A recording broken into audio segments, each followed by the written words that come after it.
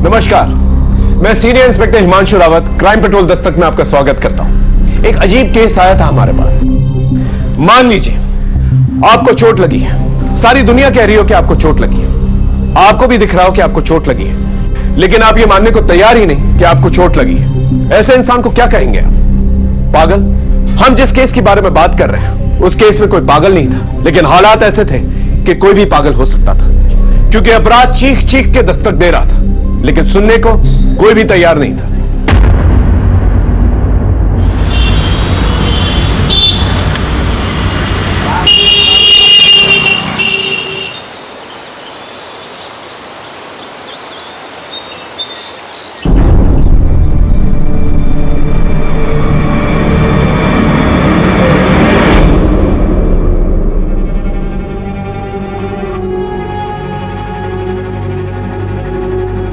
निशा, शाम को मार्केट से क्या क्या लेना है? अरे क्या हुआ बेटा, फिर सिर में दर्द है? क्या हुआ दीदी? 2 दिन बाद सगाई है, तेरी तबीयत ठीक नहीं है और फिर भी तू ऑफिस जा रही है? हाँ, ऑफिस नहीं जा रही हूँ, वो एनजीओ ने कैंप लगाया हुआ है गांव में, वहाँ जा रही हूँ। अभी भी सिर में दर्द है ना? मैंने आपसे बोला है आप ये मेडिसिन खाना बंद करो और किसी डॉक्टर को दिखाओ। रितु, मैं ठीक हूँ। तो ठीक नहीं है, मुझे लेट हो रहा है, मैं जा रही हूँ। अरे पर सुन तो सही में। बाय बेटा सुनो,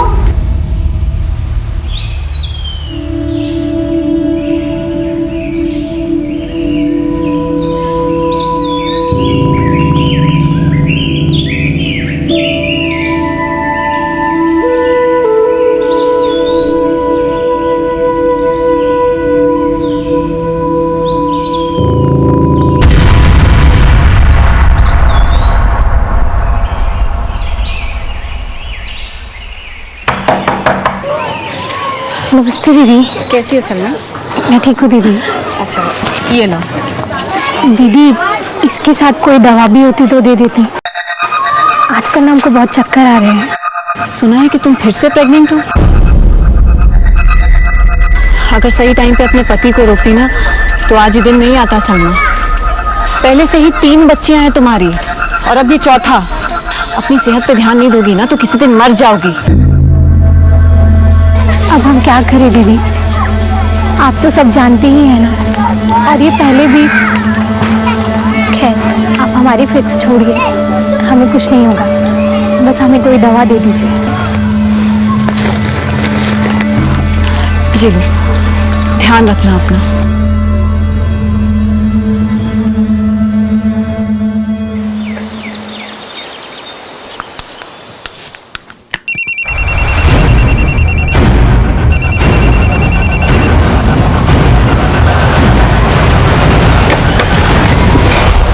क्या हुआ माँ? मुझे यहीं कहीं से मोबाइल की आवाज आई। माँ, आपके कान बज रहे। क्या आपने मोबाइल दिलाया जो बजेगा? जब तक हाई स्कूल पास नहीं कर लोगे ना, मोबाइल नहीं मिलेगा। चलो अभी ट्यूशन जाओ जल्दी से, ट्यूशन के लिए लेट हो रहा है। चलो चलो चलो। हाँ हाँ, जा रहा हूँ।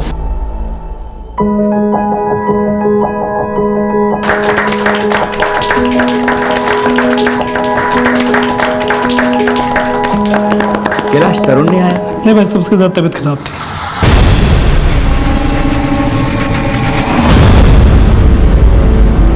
आइए सब लोग मुंह मीठा कर लीजिए।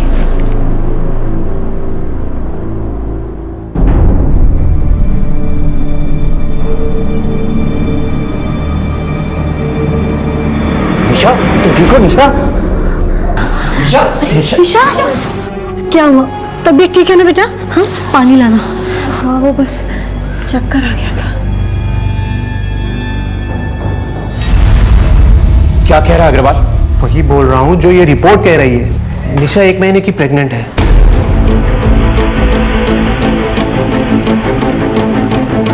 सुशील, तुम्हें ठंडे दिमाग से काम लेना होगा। पापा, अजीत, मैं सच कह रही हूँ। मुझे सच में नहीं पता कि रिपोर्ट्स में ये सब कैसे आ गया। मैं प्रेग्नेंट कैसे हो सकती हूँ पापा? मैं सच कह रही हूँ, मैं ऐसा कभी नहीं कर सकती। एक तो तुमने हमारी नाक कटवा दी, ऊपर से तुम दोनों मिलकर ये नाटक कर रहे हो। मैं इसको क्या समझता था, और ये क्या? अब मुझे क्यों ब्लेम कर रहे हैं अंकल? अजीत, निशा तुम्हारे साथ बाहर जाती थी तो ये तुम्हारा बच्चा नहीं तो किसका बच्चा है? हाँ आंटी, इसका जवाब आप अपनी बेटी से क्यों नहीं पूछती?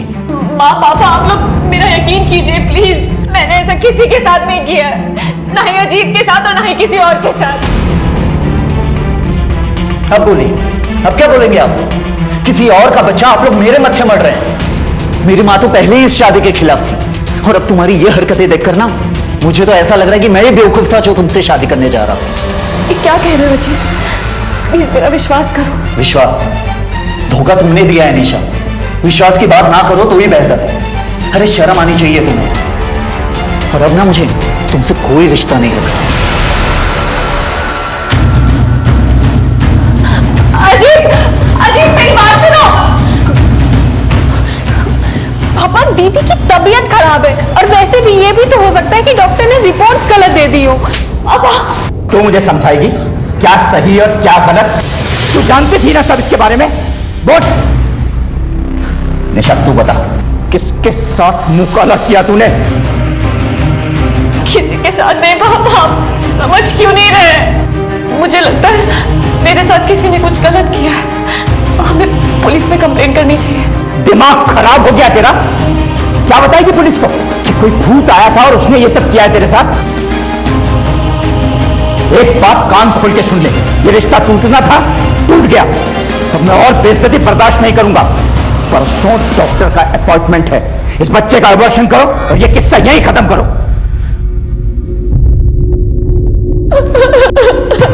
ऐसा कैसे हो सकता है कि एक औरत को पता तक ना चले कि वो मां बनने वाली, और ये तक ना मालूम हो कि वो उसके बच्चे का बाप कौन है?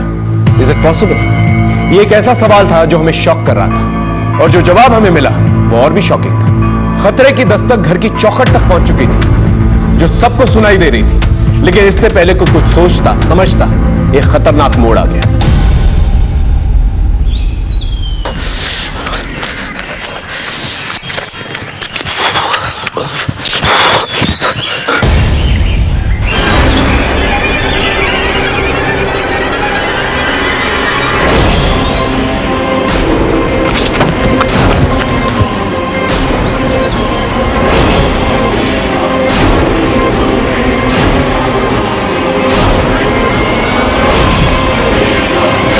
चलिए हटिए हटिए।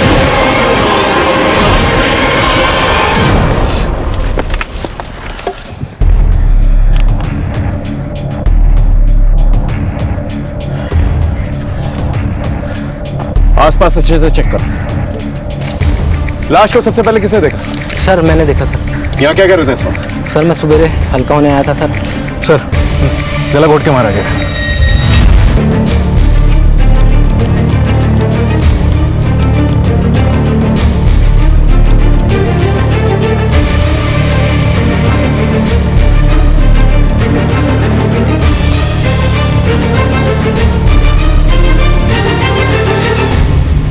कोई पहचानता है इसे? पहचानते तो नहीं है, पर पास में ही गार्डन है सर यहाँ पे, तो वहाँ पे बहुत सारे लड़की लड़के आते रहते हैं सर। शायद वहीं की होगी सर। सर ये बैग मिला कुछ दूर पर, ये शायद इसी लड़की का, ये इसका एम्प्लॉय कार्ड है, किसी एनजीओ का है। Good care NGO, Nisha Sharma. इस एनजीओ के बारे में पता करो और उसकी फैमिली को बता दो, और यहीं आसपास जो पार्क है ना वहां पर पूछताछ करो, शायद इस लड़की को किसी ने देखा। सर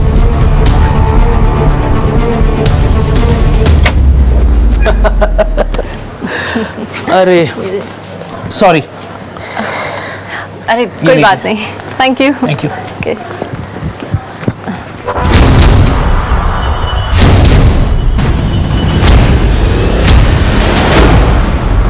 सर कल शाम को निशा घर से ये कह के निकली थी कि वो पार्क जा रही है, तो रात तक लौटी नहीं। तो मैं उसे ढूंढने गया पर वो नहीं मिली सर, इसलिए मैं घर आ गया। मुझे लगा कि वो घर आ गई होगी। उसके साथ ये सब। पार्क में क्या करने गई थी? किसी से मिलने गई थी? सर निशा बस ये कहकर गई थी कि वो पार्क जा रही है, और उसने कुछ नहीं बताया। ऋतु तुम कुछ कह रही थी कि निशा की बात का किसी ने भरोसा नहीं किया, वो कौन सी बात थी? वो प्रेग्नेंट थी सर। तो सर उसकी शादी नहीं हुई थी अब तक, और उसे ये पता भी नहीं था कि उसके होने वाले बच्चे का बाप कौन है। मतलब? सर उसने ये भी कहा था कि उसने ऐसा कभी कुछ किया ही नहीं, जिसकी वजह से वो प्रेग्नेंट हो सके। तो फिर वो प्रेग्नेंट कैसे हुई? सर यही तो वो भी समझ नहीं पा रही थी। उसका कहना था कि किसी ने कुछ खिला पिला कर उससे ये सब किया है, पर हम लोग उसकी बात पे भरोसा नहीं कर पाए। हम भरोसा कर भी लेते तो कोई और करता कैसे? अजीत से उसकी शादी भी इसीलिए टूट गई। आप लोग को हमारे पास आना चाहिए था। हो सकता है कि निशा सच बोल रही थी और इस बच्चे की वजह से उसकी जान ली गई, ताकि उसके बच्चे के बाप का राज राज ही रह जाए। उसका कोई करीबी या कोई बॉयफ्रेंड जिस पर उसे शक हो, जो ऐसा कर सकता हो, या फिर वो किसी को बचाने के लिए झूठ बोल रही हो? दीदी की शादी होने वाली थी अजीत से। अगर उसे पता होता तो वो अबॉर्शन नहीं करा लेती चुपचाप, ना सबको पता चलने का वेट करती और ना ही अपना तमाशा बनाती। ठीक है, आप लोग जा सकते हैं।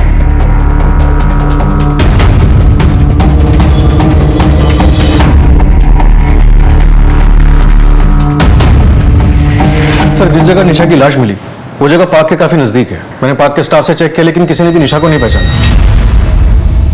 ये जगह काफी सुनसान रहती है सर। हो सकता है कि निशा को किसी ने वहां पे अकेले देखा हो, उसका फायदा उठाने की कोशिश की हो, नाकाम रहा हो और उसे मार दिया हो, क्योंकि स्ट्रगल तो हुआ था। बिल्कुल हो सकता है, लेकिन निशा का कहना था कि उसे दवा देकर उसका रेप किया गया था। अगर एक सेकंड के लिए मान भी ले कि वो सही कह रही थी, अगर वो पुलिस के पास आ जाती तो पता नहीं किस इंसान का राज फाश हो जाता। सर, आपका कहना है कि किसी ने राज को राज रखने के लिए निशा को पार्क में बुलाया और हमेशा के लिए उसे खामोश कर दिया? फिलहाल हमें सारे ऑप्शंस खुले रखने होंगे पार्टी। एक काम करो, निशा के कॉल रिकॉर्ड चेक करो, देखो किसके कांटेक्ट में, उसके एनजीओ से भी चेक करो, और उसके मंगेतर, क्या नाम है उसका? अजीत सर। उसको बुला के लेके आओ। सर मैं ऐसा क्यों करूंगा? और निशा के साथ मेरा कोई फिजिकल रिलेशन नहीं था, और अगर सर ऐसा कुछ होता भी तो मैं अपने ही होने वाले बच्चे को क्यों नहीं एक्सेप्ट करता? हो सकता है तेरा मन भर गया उससे। सर, जब निशा ने खुद ये बात एक्सेप्ट किया है कि उसे खुद नहीं पता, मैंने ऐसा किसी के साथ नहीं किया है, ना ही अजीत के साथ और ना ही किसी और के साथ। तो आप मेरे मत्थे क्यों ये बात डाल रहे हैं? क्योंकि वो तुझ पे भरोसा करती थी, और इस भरोसे में तू उसे कुछ भी खिला के उसे एक्सप्लॉइट कर सकता था, और जब तुझे पता चला कि वो तेरा राज फाश कर देगी, तूने उसे हमेशा के लिए खामोश कर दिया। बकवास है ये सब। सर, मैं अपनी होने वाली बीवी के साथ सेक्सुअल असॉल्ट कैसे करूंगा? आखिरी बार कब मिला था निशा से? सब वो एंगेजमेंट के अगले दिन, जब मुझे निशा के प्रेगनेंसी के बारे में पता चला। ठीक है, अपने डीएनए टेस्ट के लिए आ जाना। अब जाओ।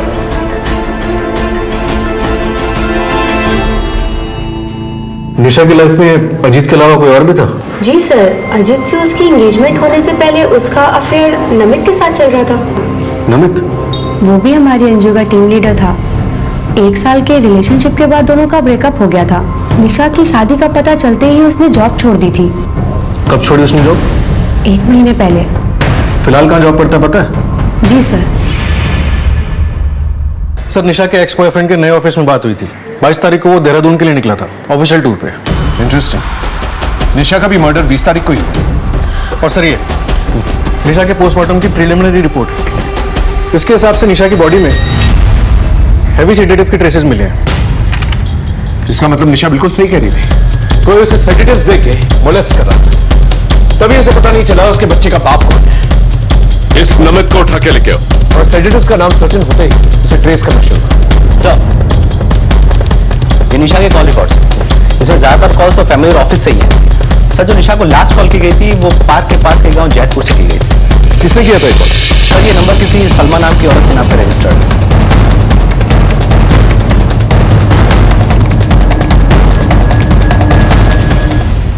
साहब, मैं 3 महीना पेट से हूँ। उस दिन मैं घर पर ही गिर गई थी। गिरने की वजह से मुझे चोट लग गई, इसलिए मेरी तबीयत भी बहुत खराब हो गई थी। इसलिए मैंने उन्हें फ़ोन किया था दवा पूछने के लिए। दवा पूछने के लिए फ़ोन किया था या यहाँ बुलाया था? नहीं साहब, दवा पूछने के लिए फ़ोन किया था। तो दीदी बोली वो यहीं पास में ही है, थोड़ी देर में खुद आ जाएंगी, लेकिन वो नहीं आई साहब। और कुछ देर बाद मेरी तबीयत भी ठीक हो गई, इसलिए मैंने गौर नहीं किया। निशा तुम्हारे एक फ़ोन कॉल पे इतनी रात को यहाँ आने के लिए तैयार हो गई, क्यों? ऐसा क्या खास था यहाँ? खास क्या होगा साहब, उस दिन यही दीदी की तबीयत खराब हो गई थी घर में, तो बस मैंने। दीदी, दीदी क्या हुआ? आप ठीक तो है ना? बैठिए बैठिए, मैं पानी लेके आती हूँ। दीदी पानी। सलमा, मेरे बैग में एक दवाई है, निकाल दोगी? ठीक है, मैं निकालती हूँ। ये दवाई का नाम क्या था, कुछ याद है? हमें कैसे पता होगा साहब?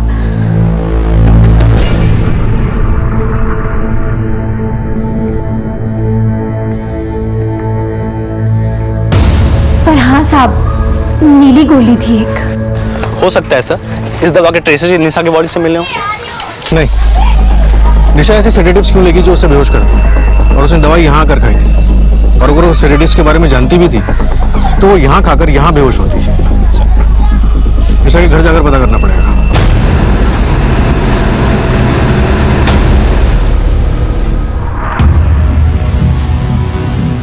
सर, ये दवाई दीदी अपनी माइग्रेन के लिए खाती थी, पर वो ये तभी लेती थी जब उसका सर दर्द कंट्रोल से बाहर हो जाता था। एसिड ड्रम किसने रेकमेंड की थी ये दवाई?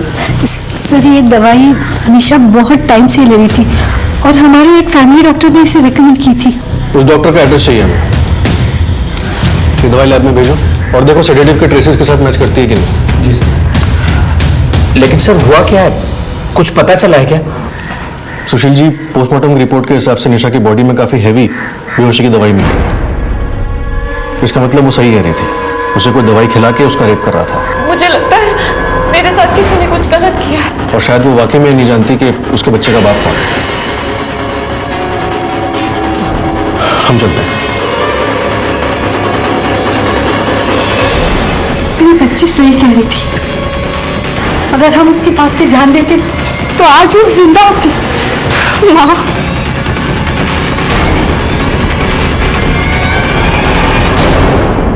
निशा जो एसिडम टैबलेट्स ले रही थी वो माइग्रेन की दवा है, लेकिन ये उसकी डिटेल पोस्टमार्टम रिपोर्ट के हिसाब से उसे बीएसजी नाम की टैबलेट्स बताओ सेडेटिव दी जा रही थी। ये टैबलेट्स हॉस्पिटल में एनेस्थीसिया के तौर पे यूज होती हैं। इसका मतलब निशा को बीएसजी टैबलेट्स जो है कोई जानबूझ के दे रहा था ताकि वो बेहोश हो सके, और ये काम कोई इसका अपना ही कर सकता है जिसमें वो भरोसा करती है।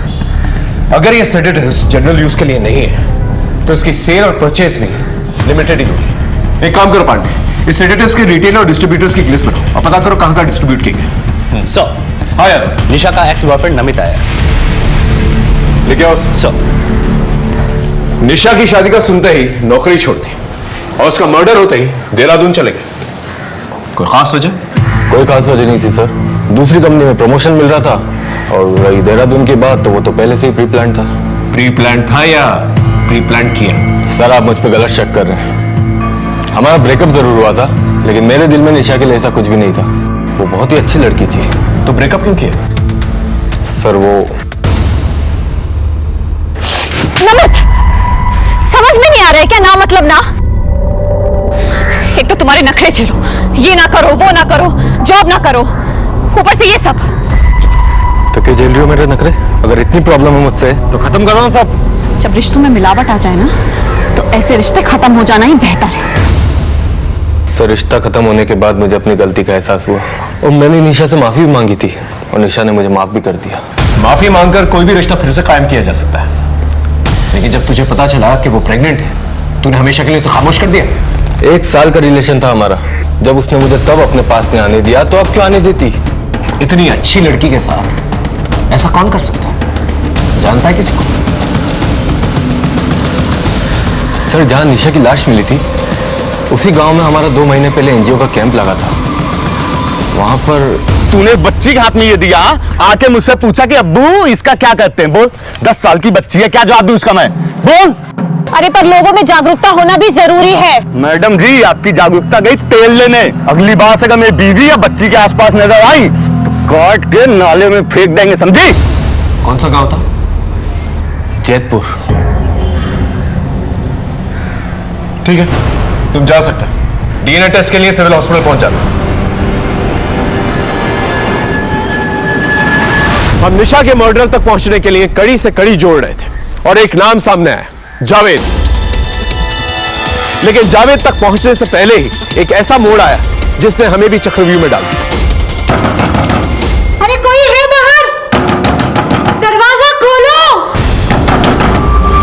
रितु, अरे कोई है बाहर? तुम्हें किसने बंद किया? और रितु कहाँ है? मुझे नहीं पता, मैं खुद कब से रितु का आवाज लगा रही हूँ। रितु!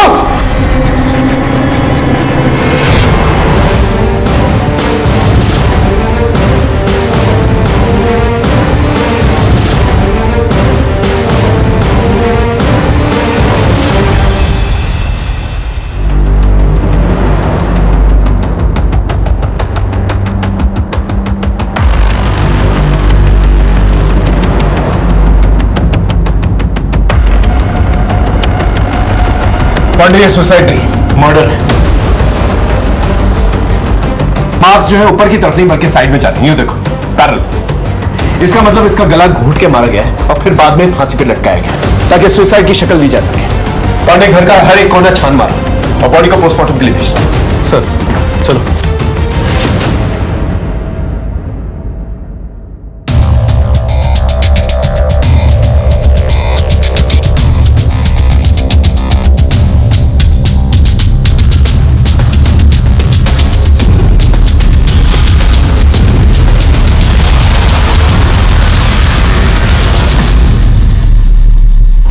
भाई साहब कैलाश ये सब क्या हो गया भाई साहब? हमारा तो घर बर्बाद हो गया। लाश को सबसे पहले किसने देखा था? मैं जब बाहर से आया तो नीलम के कमरे का दरवाजा बंद था। मैंने दरवाजा खोला और हम दोनों ऋतु के कमरे में गए और हमने देखा कि पंखे से लटक रही थी। सर हाँ पांडे, ये फोन मिला, कम से कम 50,000 का होगा, गिफ्ट रैप था। ये फोन आप लोग ने दिया इसे? नहीं, ये तो को गिफ्ट मिला था। उसकी सहेली ने उसे गिफ्ट किया था। उस सहेली का नाम जानती है? नहीं। ठीक है।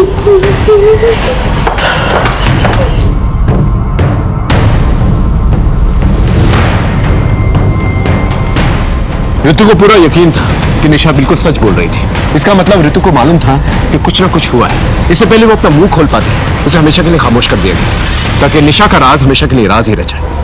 पांडे मोहल्ले में पूछताछ करो, शायद किसी ने कुछ देखा। और ये भी पता करो ऋतु की ऐसी कौन सी रईस सहेली है जो उसे इतना महंगा गिफ्ट देती।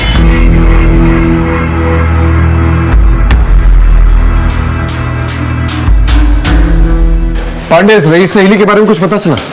वो हम पता कर रहे हैं सर, लेकिन जो फिलहाल पता चला है वो ज्यादा शॉकिंग है। जिस जावेद ने निशा पर हमला किया था, उसे जान से मारने की धमकी दी थी, उसका इस केस से कुछ अलग ही कनेक्शन निकल कर आ रहा है। कैसा कनेक्शन? सर इस जावेद की बीवी का नाम है सलमा, और ये सलमा वही है जिसके फोन करने पर निशा उस रात वहां पहुंची थी।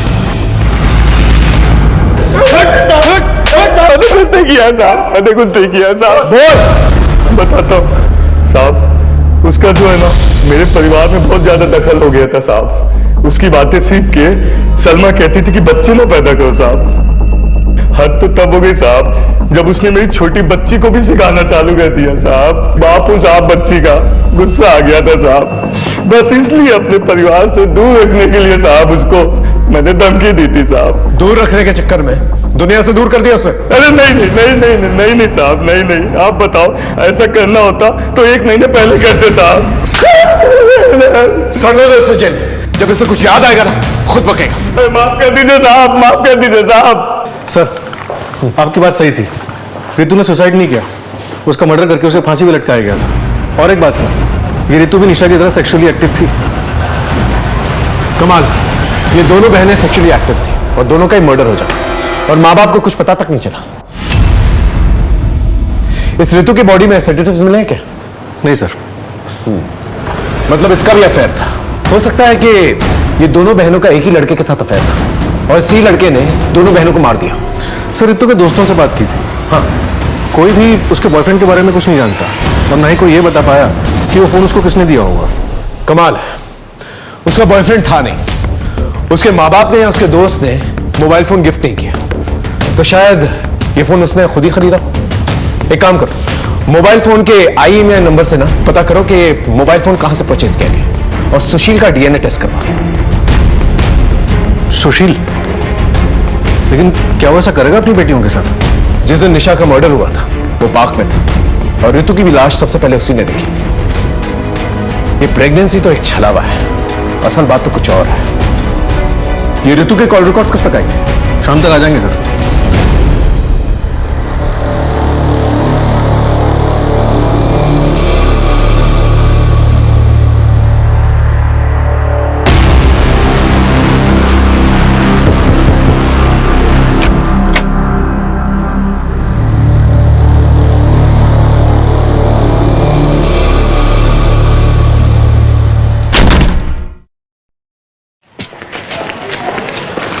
सर हाँ, निशा की तरह ऋतु के कॉल रिकॉर्ड से भी कुछ नहीं मिला। ज़्यादातर नंबर फैमिली या फ्रेंड्स के ही है। लेकिन एक बात अनयूजुअल है सर, मोबाइल के ज़माने में भी ऋतु को पीसीओ से बहुत फ़ोन आते थे, वो भी अलग अलग लोकेशन के पीसीओ से।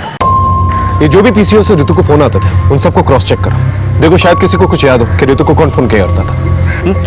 एक बात और सर, हाँ, इस केस से जुड़े हुए हमने सभी लोगों के सेलफोन लोकेशन चेक किए। उनमें से एक बंदा ऐसा है जिसका सेलफोन लोकेशन निशा के मर्डर वाले दिन पार्क में ही था, पर उसने हमें बताया नहीं। बोल बोल अबे बोल। मैं बताता हूँ सर। बोल सर, उस दिन निशा ने मुझे पार्क में बुलाया था, उसे कुछ इंपॉर्टेंट बात करनी थी। तेरे होने वाले बच्चे के बारे में ना, जिससे छुटकारा पाने के लिए तूने उसका मर्डर कर दिया। हाँ नहीं सर, ऐसी कोई बात नहीं है सर, और ना ही वो मेरा बच्चा था। तो फिर पार्क में क्यों बुलाया था उसने तुझे? और ये बात हमसे क्यों छुपाई तूने? मैं तुम्हें पागल दिखता हूँ? सच बात तो ये है कि ये बच्चा ना तुम्हारी अय्याशियों का नतीजा है। अजीत, अच्छा हुआ जो शादी से पहले ही मुझे तुम्हारा ये चेहरा भी दिख गया। तुम्हें मेरी बात पे भरोसा नहीं है ना कि मैं सच कह रही हूँ? ठीक है, मैं इस रिश्ते को आज इसी वक्त खत्म करती हूँ। हाँ ठीक है, जाओ जाओ, मुझे भी कोई रिश्ता नहीं रखना तुम्हारे साथ। सर उस दिन हमारा झगड़ा हो गया था, और अगले ही दिन जब मुझे पता चला निशा का मर्डर उसी पार्क के करीब हुआ है तो मैं घबरा गया था। इसलिए घबराना तो वाजिब है तेरा। दो मर्डर जो शहर छोड़ के कहीं नहीं जाएगा तू, समझा? अब जा जा। हो ना हो, ये सारा खेल घर के किसी आदमी का, सुशील के घर पे नजर। और उस सेडेटिव्स का क्या हुआ? सर बीएसजी का फॉर्मूला जिस कंपनी से पेटेंट है उन सभी कंपनी से डिस्ट्रीब्यूटर्स की लिस्ट मंगवा ली है। सर एक लीड मिली है, निशा के घर में उसका एक कजिन भाई रहता था, उसके एक दोस्त का पता किया है। ओके।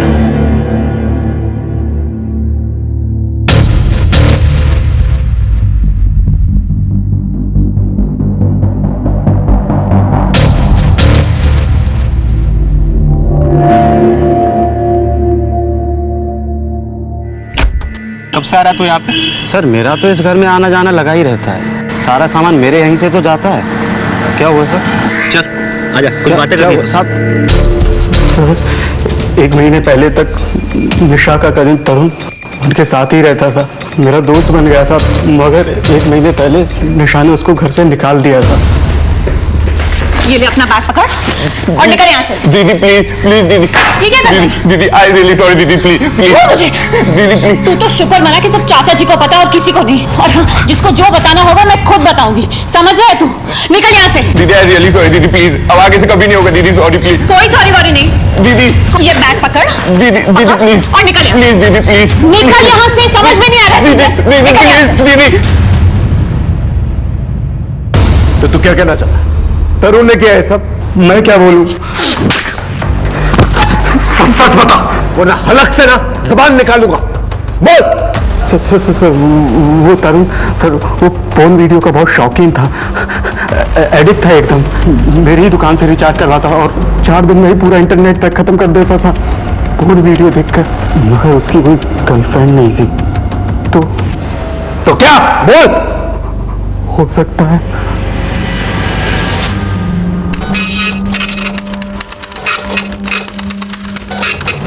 सर प्रतीक सही कह रहा था, ये तरुण इसकी इंटरनेट हिस्ट्री पॉर्न से भरी पड़ी है, आज भी कई प्रोस्टिट्यूट्स के साथ कांटेक्ट में है। सर मोहल्ले वालों ने बताया कि तरुण निशा के एंगेजमेंट में आया था और ना ही निशा और ऋतु के अंतिम संस्कार में। ये तरुण 1 महीने तक निशा के घर में रहा था और निशा की प्रेगनेंसी भी 1 महीने की थी।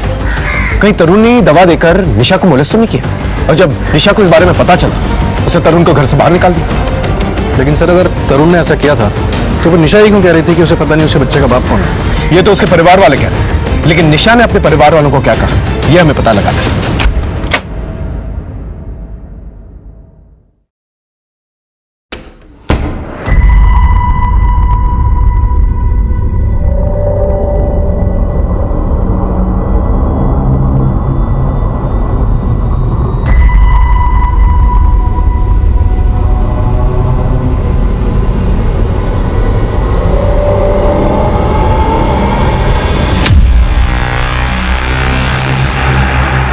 झूठ बोलता है, पूरी इंटरनेट की हिस्ट्री तेरी पॉर्न से भरी हुई है, प्रोस्टिट्यूट के साथ रेगुलर कांटेक्ट में रहता है और तू कह रहा है कि तूने कुछ नहीं किया।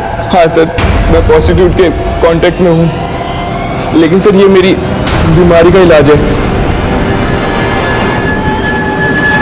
ऐसी कौन सी नई बीमारी हुई है तुझे जिसके इलाज के लिए तुझे प्रोस्टिट्यूट के पास जाना पड़ता है? सर तरुण एक्चुअली सेक्स एडिक्ट है, इसका इलाज भी चल रहा है। डॉक्टर का कहना है कि इस एडिक्शन का सिवाय सेल्फ कंट्रोल के और इलाज नहीं है। और इसीलिए सर मैं प्रोस्टिट्यूट के पास जाता हूँ सेल्फ कंट्रोल चेक करने के लिए। अपने इस एडिक्शन में किस पे हाथ डाला था, ऋतु पे या निशा पे, जिसकी वजह से निशा ने तुझे घर से बाहर निकाल दिया? नहीं सर, इसकी वजह कुछ और ही थी।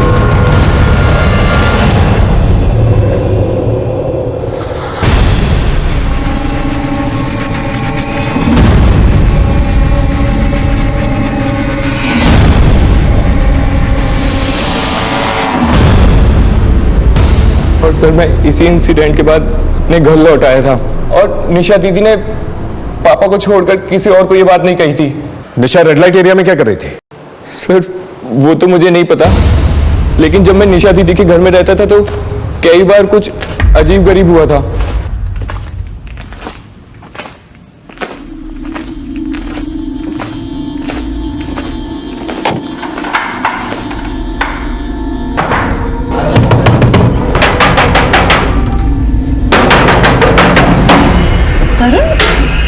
ये दरवाजा किसने बंद किया था? अरे मुझे क्या पता, मैं तो पानी पीने उठी थी, देखा तेरा दरवाजा बाहर से बंद है। दीदी मुझे लगा हॉल में कोई था। पागल है क्या? मैं ही थी और कोई नहीं था। तू जाके सो जा।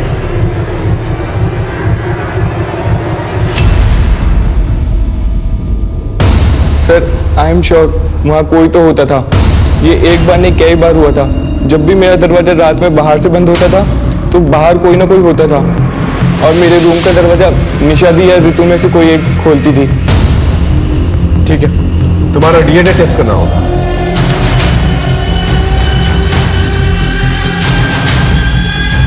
सर, निशा एनजीओ के रूटीन काम से अक्सर रेड लाइट एरियाज में जाती थी और रुचि ने बताया कि वहां उसने तरुण को देखा था।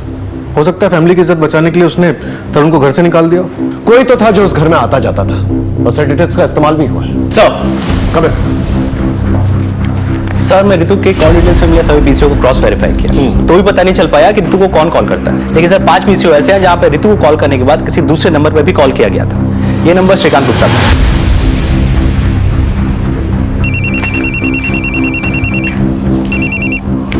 हेलो, ओके सर, बीएसजी के 4 डिस्ट्रीब्यूटर्स में से सिर्फ एक डिस्ट्रीब्यूटर है गाजियाबाद में, मेडोक फार्मेसी। तुम फार्मेसी जाओ। सर पांडे, इस श्रीकांत गुप्ता के घर जाके देखो। सर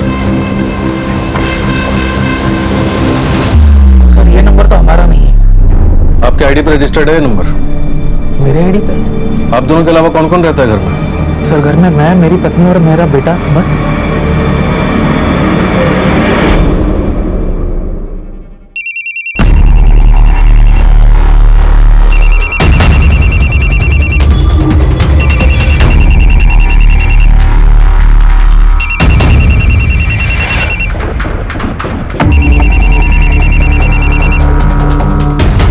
फोन किसका है? सर फोन का तो पता नहीं, लेकिन ये बैग मेरे बेटे का है।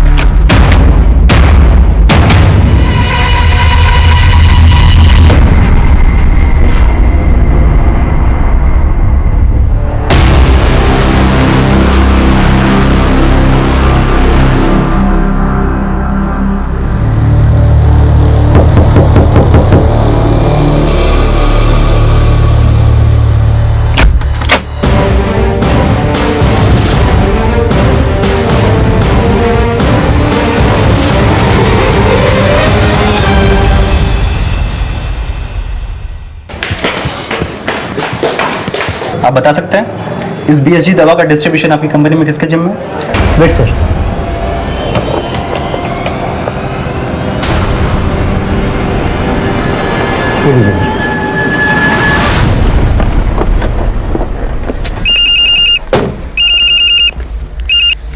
सर उस आदमी की लोकेशन ट्रेस हो गई है जिसके पास मेडोक कंपनी के बीएसजी मेडिसिन के डिस्ट्रीब्यूशन का जिम्मा था। यह आदमी हाथ से नहीं निकलना चाहिए दीपक।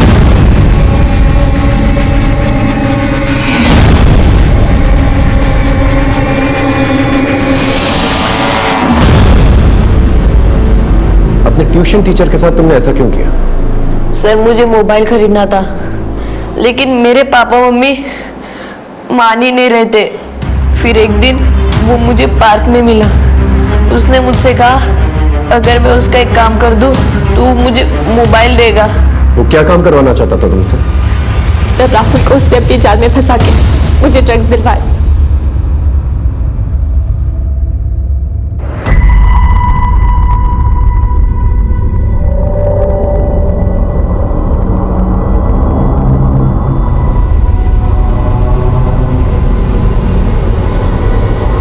उसने मुझसे कहा जैसे ही अदिति में दवा पी ले मुझे फोन कर देना। मैंने ऐसे ही किया। वो मुझे ड्रग्स देकर मुझ पे रेप करता रहा और उसने वीडियोस बना ली और फिर मुझे ब्लैकमेल करता रहा। क्या नाम है उसका?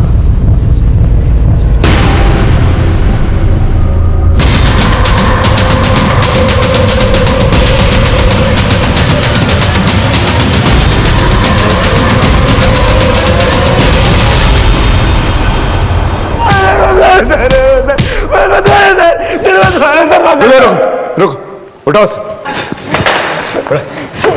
बोल। रितु के घर के बाहर एक मेडिकल स्टोर था, वहां आते जाते हमारा अफेयर शुरू हो गया था।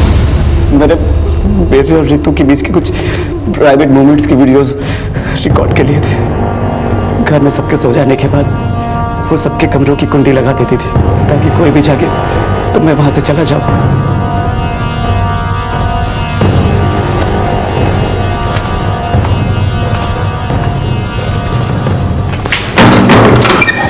अरे रितु, तो यहाँ क्या कर रही थी रात को? मैं पानी पीने आई थी। अच्छा।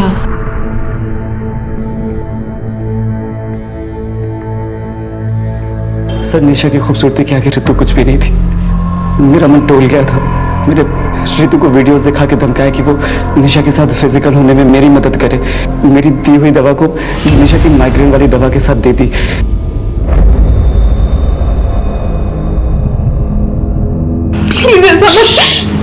चुप कर। वो नहीं तेरा वीडियो ना, अभी तेरे बाप को भेज दूंगा। भेजू? हाँ तो चुप रहे।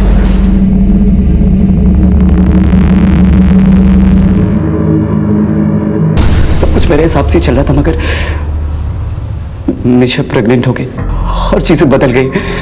रितु ने आके मुझे बताया कि निशा को उस पर शक हो गया है। मैंने आज तक कभी किसी के हाथ से कुछ नहीं खाया, सिर्फ तुम ही मुझे दवाई देती हो। कहीं तुमने ही तो ये सब। ये क्या बोल रही दीदी? इसलिए मैंने उसे ठिकाने लगाने का प्लान बना लिया। 2-3 दिन मैंने उसका पीछा किया, फिर वो मौका आ गया जिसकी मुझे तलाश थी। वो सुनसान रास्ते में अकेले जा रही थी। रितु को क्यों मारा? रितु को शक हो गया था कि मैंने निशा का मर्डर किया है, और पुलिस को जब ये पता चला कि निशा को सेडेक्टिव देकर उसका रेप किया गया, रितु डर गई। हमें ना पुलिस को सब कुछ सच सच बता दो।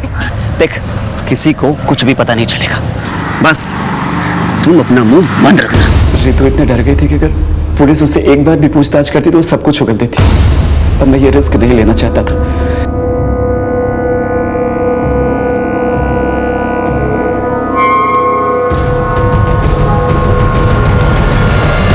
निशा को फंसाने के लिए रितु को मोबाइल गिफ्ट दिया। उस तरह से अदिति को फंसाने के लिए तूने एक 13 साल के बच्चे का इस्तेमाल किया। शर्म नहीं आई तुझे? डर नहीं लगा? मैं अपनी लत से मजबूर था। खुद को बचाने के लिए मैंने अदिति को धमकाया कि अगर उसने किसी को कुछ भी बताया तो उसका भी हाल वही करूंगा जो निशा का किया था। रितु की लाश देखने के बाद अदिति ने सरेंडर कर दिया था। अब सारी उम्र जेल में सड़ते रहे।